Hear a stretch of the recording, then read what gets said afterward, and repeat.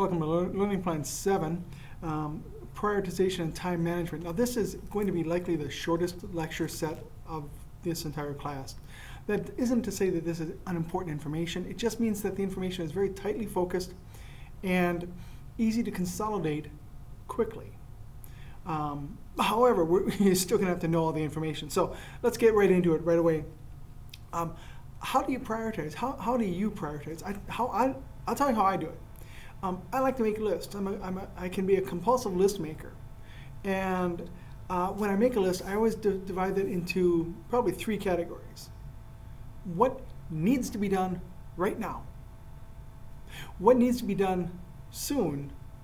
And what doesn't really need to be done, or at least not for a while. If I have something that is not due until a month from now, but I have 5 things due today and tomorrow, I'm not going to putter on the stuff that's due a month from now. I'm going to focus on what I need to get done now. Now, a lot of this comes from my experience in the emergency room, where we do triage with our patients. In triage, that is a form of prioritization. The person who is most likely to die soon gets seen right away. The person with a twisted ankle or a headache, less likely to be seen soon, simply because you have to use your resources wisely. This goes back to economics. The allocation of scarce resources. Time is a scarce resource.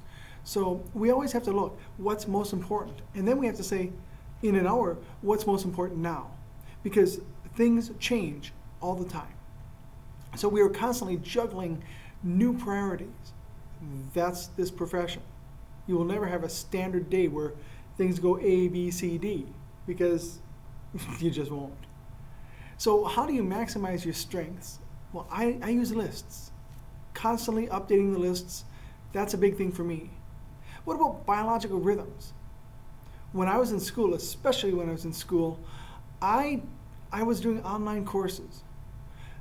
And I know myself, I'm not a morning person. Those of you who have me for transitions or who will have me for transitions will experience the fact that I'm not a morning person. I'm there, but I'm not as there as I was if I was in the afternoon. I'm better off in the evening. So I did all my classwork in the evening. It was quieter at home. The kids were in bed. My wife was either doing her schoolwork or going to bed. I could maximize my personal best time with what was going on around me. So there's also left brain and right brain dominance. And nobody is truly one or the other. We're all a blend. It all depends on what's going on. List making, that's left brain. But I also like colors. I like to break things down into. I like to use colors to code myself as to what's most important. So I'll have a list, left brain, but then I will use different colors to highlight within that what's most important, what's least important. Because I'm a very visual person. I like colors to help me gauge what needs to be done. That's right brain. Breaking a list into small tasks. That's very left brain, and I like doing that. Specific example. Don't tell my wife this, okay? My wife used to, actually she already knows. My wife used to give me a list because I would work, say, evenings. She'd leave a list in the morning saying, clean the house. And I would be at home, and I'd look around the house. I didn't see any rats in the corners. I didn't see any obvious, dust bunny conventions. It wasn't growing mold everywhere. It looked pretty clean to me. So I would maybe vacuum a little bit or do some dishes. Pretty, stuff that I thought was cleaning up. My wife, on the other hand, had a different idea of what cleaning meant. So when she realized that I was cleaning to my definition, not to hers, she started creating very detailed lists. She'd write, clean the house. And then under that, subsets, she would go, clean the bathrooms, scrub the toilets, scrub the shower, do the dishes, vacuum, dust. Well, that did 2 things. First off, it was very specific. It broke down the job, clean the house, into a specific and discrete set of steps. So I was able to tackle them with relative ease. Also, it put a sense of urgency. When I had a to-do list of one item, big deal. I can get one item done in no time. But when I had a list that had maybe 8 steps, all of a sudden I have an 8-item list and I got to get going. Right brain, the part of right brain that helped me with that though was as I finished it, I would cross off the list. That visual confirmation that it's done. That's right brain. Brainstorming an idea, thinking outside the box is right brain. So we are both brains. We tend to have dominance in different areas. Know how you like things so that you can work with everybody else the best. So how do you manage your time in the clinical setting? You know, you've been in clinicals, you've been in advanced clinical or intermediate clinical, you are busy. How do you manage your time? Ideally, get organized before anything starts. Have a plan. Understand that plan will not last throughout the day, but at least start with a plan. Prioritize your care, prioritize your work. What needs to happen now? What doesn't have to happen until the end of the shift? What can you delegate? Organize your environment. Have a report sheet that makes sense to you, and then use it. Don't keep all of your notes on one piece of paper, scribbled all over the place, because I've seen students do that, and it gets pretty hectic when they try to answer my questions. Manage your paperwork. Keep things organized. Keep a binder. Use tabs. Use different colors. Whatever it takes for you to stay organized. And from last week, use assertive communication when you work with others and manage others. Don't be wimpy. Don't be shy. But don't be aggressive. Don't get in their face and tell them what to do. Don't do that. Be assertive. So what are some of the biggest time wasters that you'll do? One that is just frustrates everybody is charting the same information more than once. And we try to avoid that. We really do, because when you double entry, when you do duplicate entries, you are doing two things. First off, you're wasting time. And I don't care if that second entry only takes 10 seconds. If you do that same thing 20 times, that's 200 seconds or over 3 minutes. And if you do that every day, you do waste time.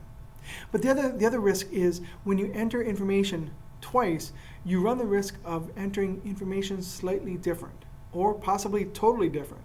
If you are entering vitals and you transpose respiratory rate of 24 and you put down 42 on one, which one is right if you get called later on? So one time. Try to touch things once. If you're going for supplies, get everything you need once. As happened occasionally in my clinical group, we'd get ready to pass meds and the student would say, "Oh, I don't have any flushes." They'd go get flushes, or I'd go get flushes. "Oh, after I get back, I don't have any tubing." "Oh, I don't have any caps." So one trip, it's better for you, it's better for the patient, it's better for the instructor. In the hospital, waiting for a room to open is a huge time waster. The person could be sitting in the ER waiting for a bed to open up on a different floor, or the different floor ready to discharge, waiting for doctors to write discharge orders. That's a big time waster. It's getting better, but it's still a very slow process. And then redundant communication with the family, where you give information to the wife in the room or the husband, and then a sister or brother calls you, wants information, or then the children show up. It's so much better if you can have one person. One person is the delegated knowledge base, and you go to them and you give them all the information, and then they dispense it. That takes assertive communication.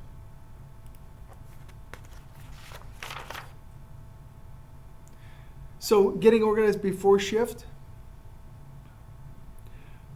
we've talked a little bit about that already. Develop a system and have a plan.